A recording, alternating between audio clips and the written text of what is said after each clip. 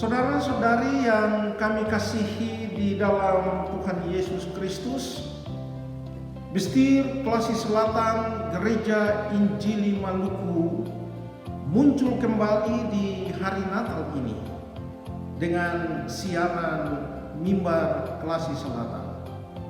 Kami mau bilang salam Natal pada semua orang yang lihat dan dengar kami punya siaran ini.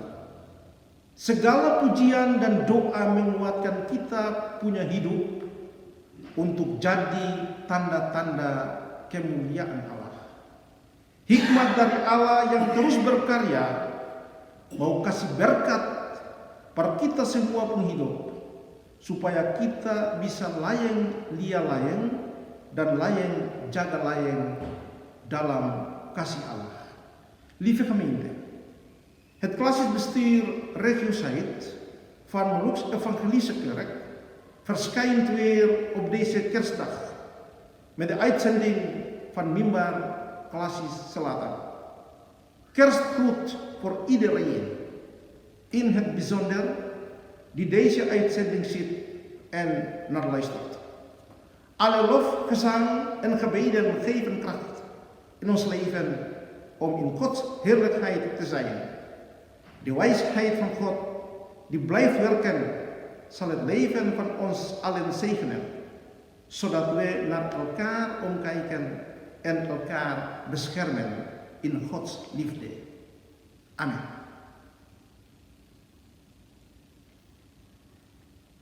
We gaan nu luisteren naar het woord die genomen is uit Jesaja 52 vers 7 tot met 10.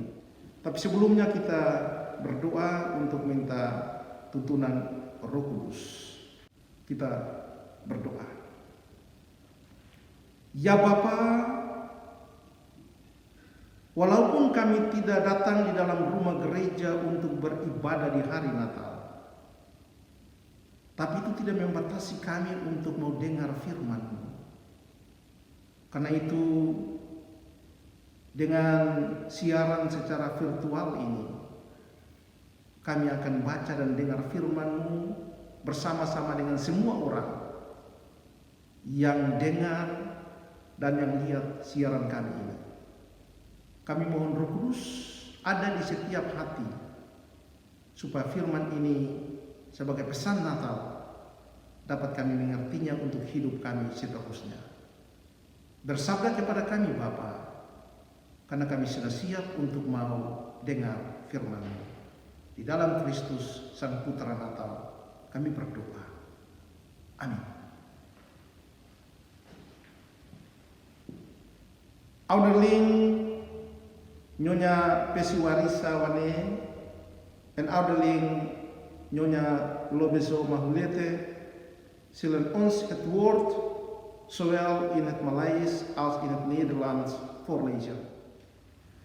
Lieve gemeente, onze schriftlezing voor vandaag is genomen uit Jesaja 52, vers 7 tot en met 10 en luidt als volgt. Wat heerlijk zijn op de bergen de voeten van de brengers van het goede nieuws van vrede en heil. Het nieuws dat de God van Israël regeert. De wachtposten schreeuwen en zingen van blijdschap.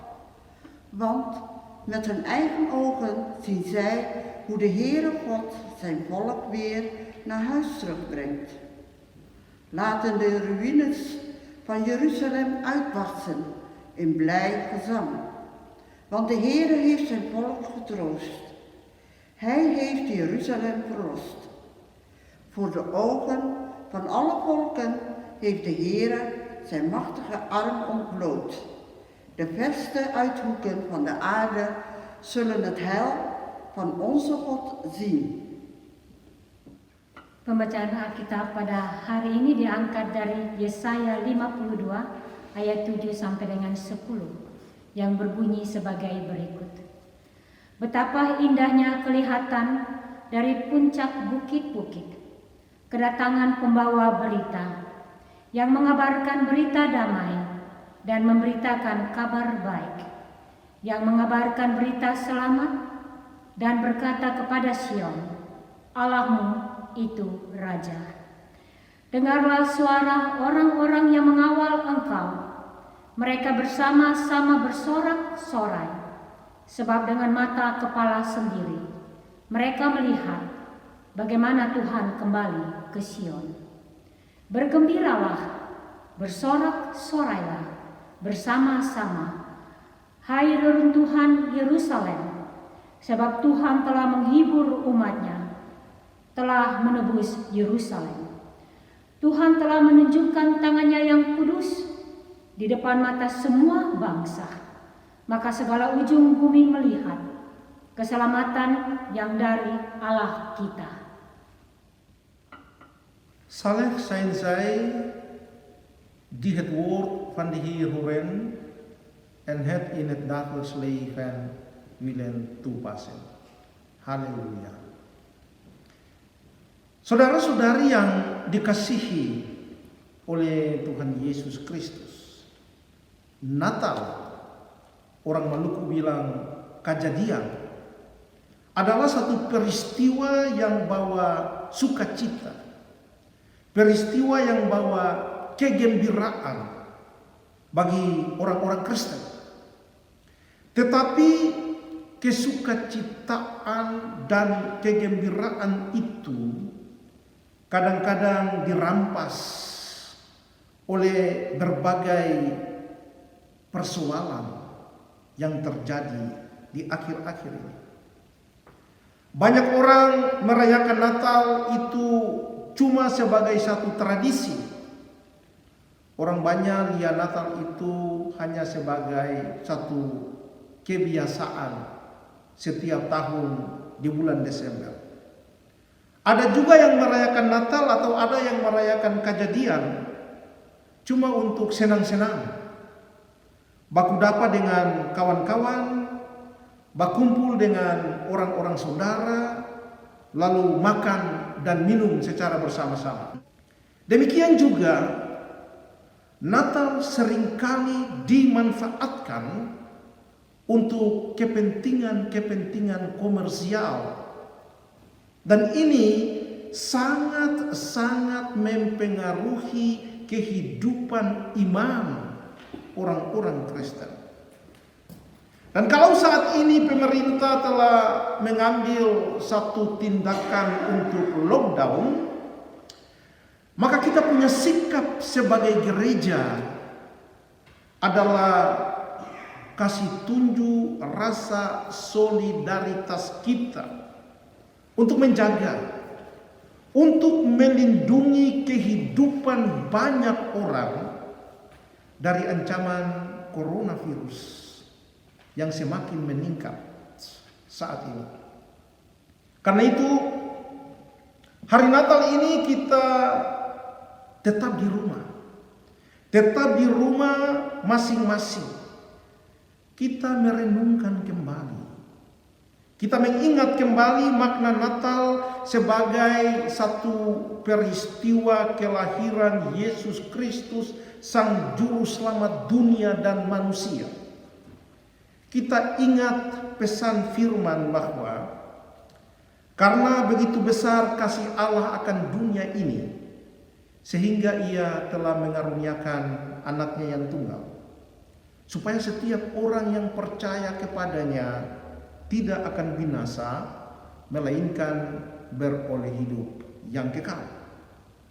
Di dalam Yesus kita dapat mengerti karakter dan karya Allah yang penuh kasih, pengharapan, dan kehendak yang membebaskan dan menyelamatkan. Lieve gemeente, Kerst brengt aan ieder christen een gevoel van blijdschap met zich mee. Maar soms kan het ook zijn dat die vreugde en blijdschap overspoeld wordt door verscheidene problemen die er gebeurd zijn. Vele mensen vieren het kerstfeest alleen als een traditie of om te genieten en elkaar te ontmoeten en dan heerlijk gezamenlijk te gaan eten en drinken. Zo wordt kerstfeest ook wel heel vaak gebruikt voor commerciële doeleinden.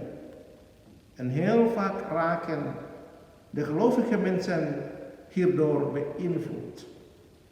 Dus als de overheid momenteel extra strenge maatregelen zoals de lockdown heeft genomen, dan is onze houding als kerk om onze solidariteit te tonen, om de levens van veel mensen tegen de toenemende dreiging van het coronavirus te beschermen. Daarom deze kerstdagen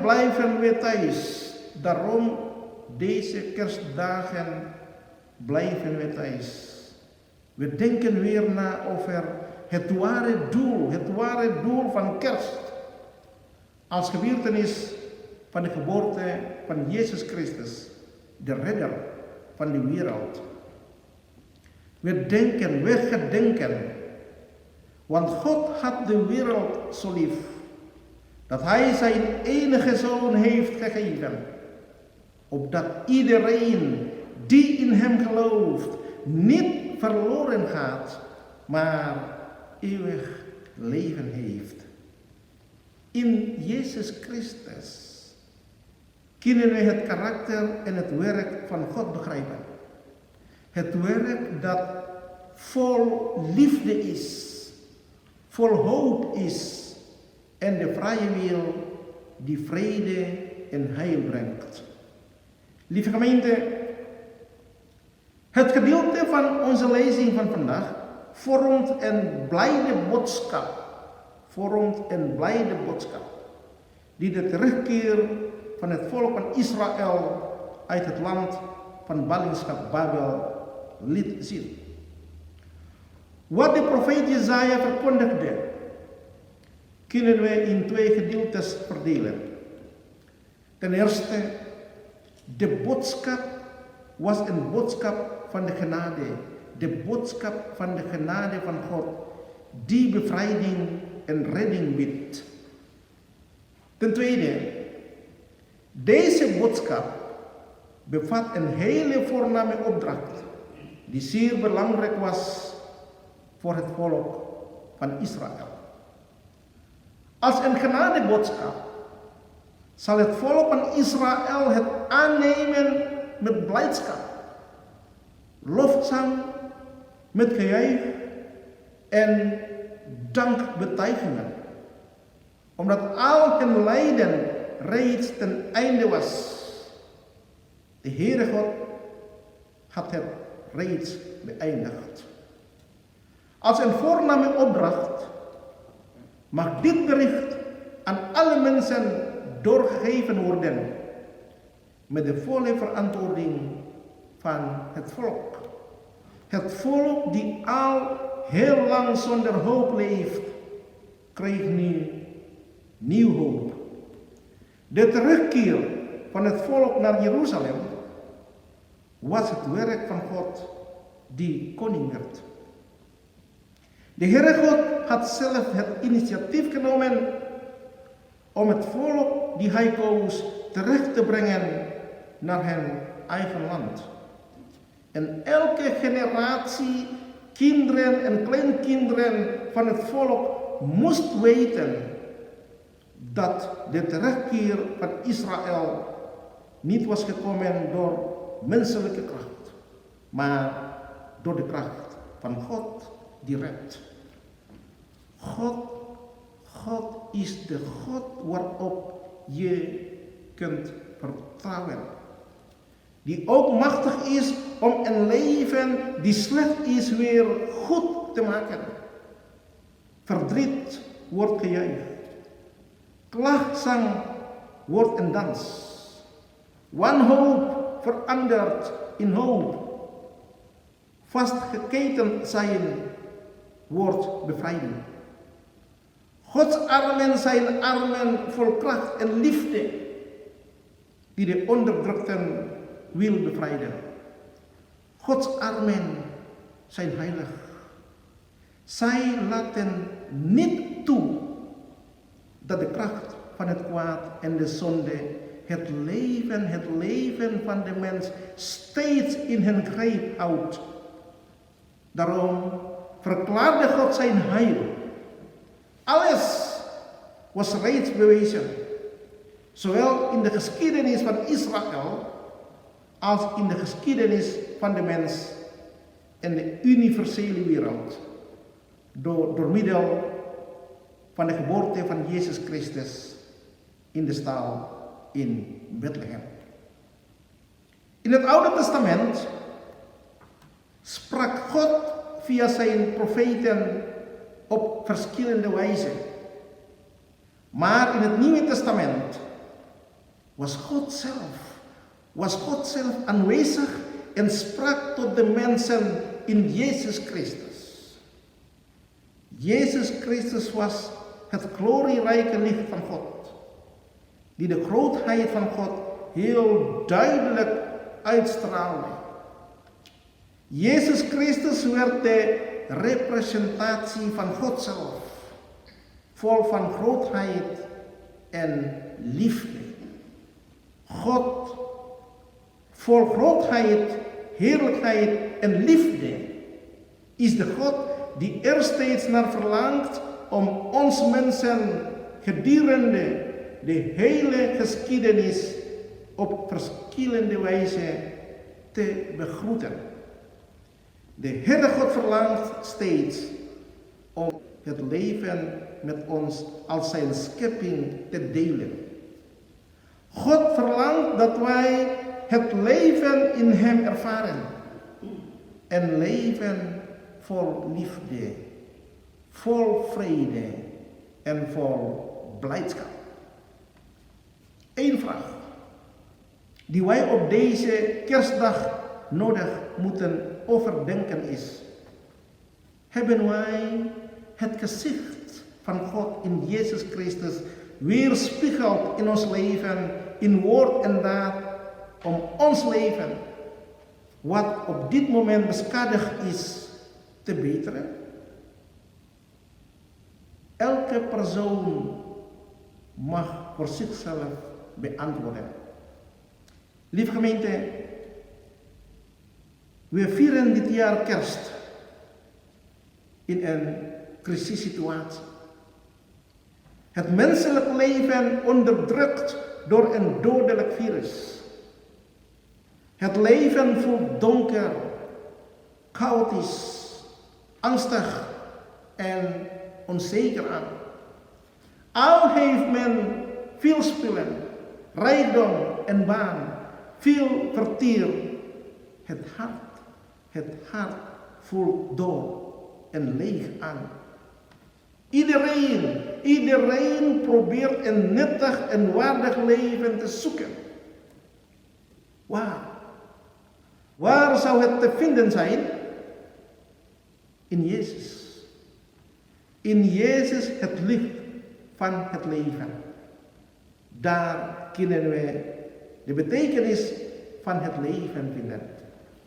Het licht van het gelaat van Jezus Christus straalt de betekenis van een waar leven uit. Dat maakt ook dat ons leven veel mooier, helderder en zinvoller is. In dat licht van Jezus Christus hebben we de hoop dat we allemaal gered zullen worden van de coronacrisis die momenteel ons leven bedreigt. Gezegende kerstdagen. God zij met ons. Immanuel. Nah, saudara-saudari jemaat, bagian pembacaan Alkitab pada hari ini adalah merupakan suatu kabar, suatu berita gembira tentang pulangnya umat Tuhan dari pembuangan Babel. Apa yang disampaikan oleh Nabi Yesaya ini dalam teks ini dapat kita simpulkan dalam dua bagian yang penting. Yang pertama itu adalah berita ini adalah merupakan berita anugerah Allah yang membebaskan, berita anugerah Allah yang menyelamatkan, yang bawa selamat. Dan yang kedua, berita ini merupakan suatu pesan penugasan yang amat penting kepada umat Israel. Sebagai berita anugerah, umat Israel mestinya menerimanya dengan sukacita, dengan nyanyian pujian, dengan sorak-sorai dan ucapan syukur. Karena segala penderitaan, segala kesusahan mereka sudah selesai, sudah berakhir. Tuhan Allah lah yang menyelesaikannya. Sedangkan sebagai pesan penugasan, berita ini dapat disampaikan kepada semua orang dengan penuh tanggung jawab. Bangsa yang sudah lama mengalami kehidupan sing ada pengharapan, kini mendapat pengharapan yang baru. Dan pulangnya atau kembalinya Israel ke Yerusalem adalah merupakan perbuatan Allah yang menjadi raja. Tuhan Allah sendiri yang telah mengambil inisiatif untuk bawa pulang kembali umat yang Tuhan pilih ke mereka punya negeri asal, mereka punya negeri yang dijanjikan. Dan setiap generasi anak-anak cucu Israel mesti tahu bahwa mereka bisa kembali ke Yerusalem itu bukan karena kekuatan manusia yang kasih kebebasan, tetapi oleh karena kekuatan Allah yang menyelamatkan, yang bawa selamat. Tuhan Allah adalah Allah yang dapat diandalkan, yang sanggup merubah keadaan hidup yang rusak menjadi baik, hidup yang penuh dengan duka cita menjadi sorak-sorai, hidup yang penuh dengan ratapan menjadi tarian, keputusasaan menjadi pengharapan, belenggu menjadi kebebasan. Tangan Allah adalah tangan yang penuh kuasa dan kasih, yang mau menyelamatkan orang-orang yang tertindas, orang-orang yang menderita. Tangan Allah adalah tangan yang kudus, yang tidak membiarkan kekuatan kejahatan dan dosa terus membungkus kehidupan manusia. Karena itu saudara-saudari, Tuhan Allah menyatakan, Tuhan Allah kasih tunjuk tindakan keselamatannya. Semuanya telah terbukti secara nyata dalam sejarah perjalanan hidup Israel maupun dalam perjalanan sejarah umat manusia di dunia secara universal melalui kelahiran Tuhan Yesus Kristus di kandang domba Bethlehem Efrata. Dalam kitab Perjanjian Lama, Tuhan Allah selalu berbicara melalui nabi-nabinya dengan berbagai cara. Tetapi dalam Perjanjian Baru, Tuhan Allah sendiri telah datang. Tuhan Allah sendiri telah berbicara kepada manusia di dalam Yesus Kristus. Yesus adalah cahaya kemuliaan Allah yang memancarkan kemuliaan Allah secara nyata. Yesus itu adalah firman yang menjadi manusia. Yesus itu adalah suara Allah yang menjadi manusia. Yesus Kristus menjadi representasi Allah sendiri yang penuh kuasa dan kasih. Dan Allah yang penuh kuasa, kemuliaan dan kasih itu adalah Allah yang selalu rindu mau menyapa kita manusia di sepanjang sejarah ini dengan berbagai-bagai macam cara. Tuhan Allah ingin untuk selalu mau berbagi hidup dengan kita sebagai umat ciptaannya. Tuhan Allah rindu kita mengalami kehidupan di dalam Dia. Hidup yang penuh dengan kasih, hidup yang penuh dengan damai, hidup yang penuh dengan sukacita. Kini satu pertanyaan. Satu pertanyaan yang perlu kita renungkan di hari Natal ini adalah, apakah kita sudah bisa jadi cermin? Apakah kita sudah bisa jadi kaca dari wajah Allah di dalam Yesus Kristus melalui hidup kita ini? Dalam perkataan dan perbuatan kita untuk bikin baik hidup yang semakin rusak saat ini.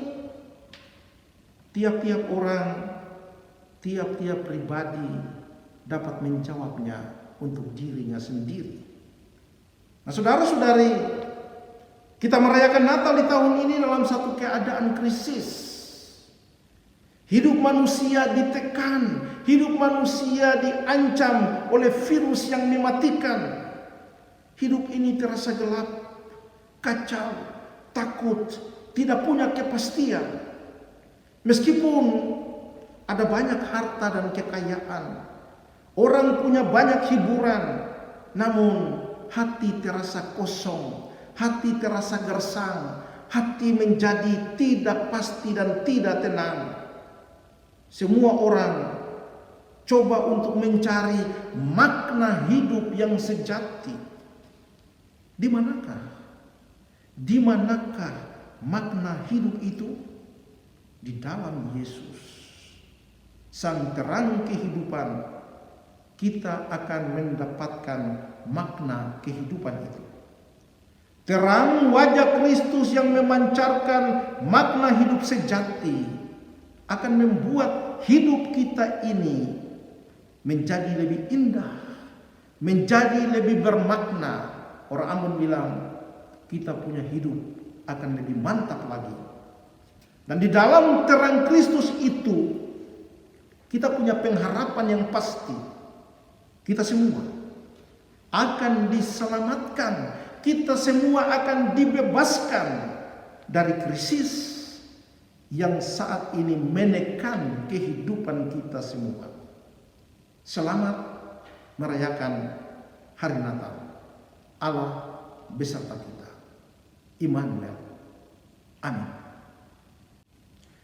Saudara-saudari, kita akan mendengarkan satu pujian dari trio Betfage dari Tilburg.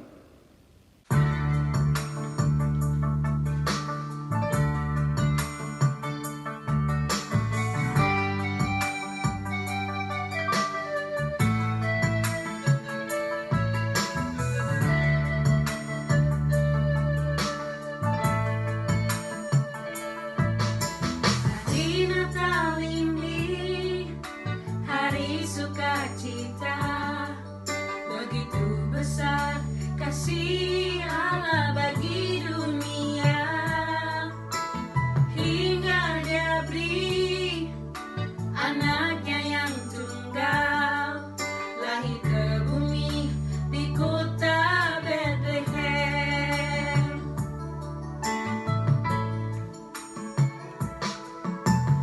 Hari Natal ini kami semua berkumpul, nyanyikan kidung pujian, karena kasih-Nya kita diselamatkan. Sujud menyembah syukur padanya.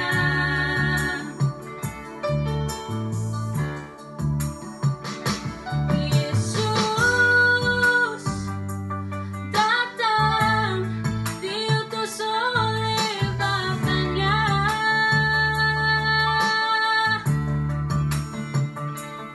Hanya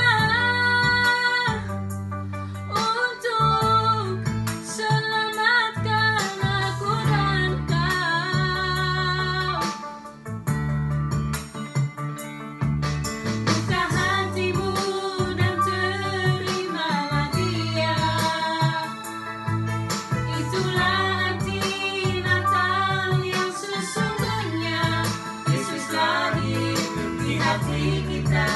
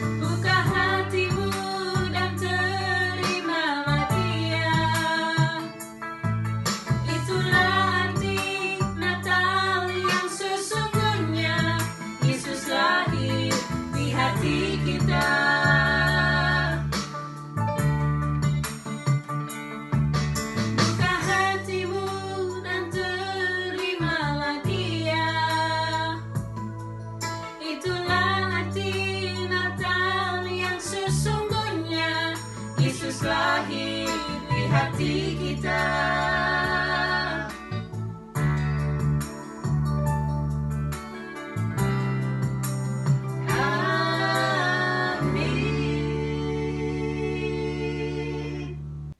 Terima kasih trio Betfage atas punya sumbangan di hari Natal ini.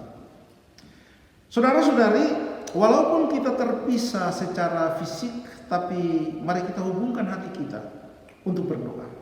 Lieve broeders en zusters, ook al zijn wij fysiek gescheiden, maar laten we ons hart verbinden om te bidden. Laten we bidden. Ya Bapa, walaupun di tengah-tengah tekanan kehidupan yang berat, tapi kami merasa bersuka cita karena kami bisa menyambut hari Natal Kristus.